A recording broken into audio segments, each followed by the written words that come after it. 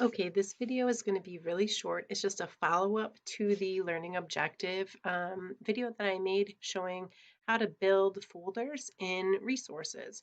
And I'm going to show you that you can add this to groups. So say here for this one, I want to copy it to any group. So I'm going to go look, group resources.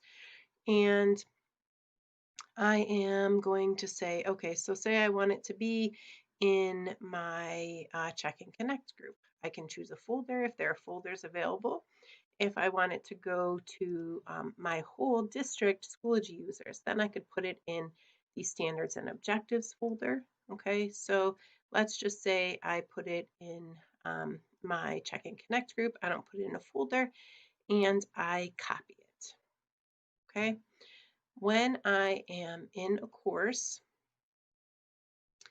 and building an assignment or an assessment, okay, and I want to align, if it's in a group, I'm still going to choose custom learning, but I'm going to go into group, and here, there we go. Now I can access everything that was in there. So again, I'm in learning objectives. I'm going to go to custom, but this time I'm looking for group. I'm going to go into the specific group I want, and then I can access any folders and then any learning objectives that have been shared there. All right, super easy.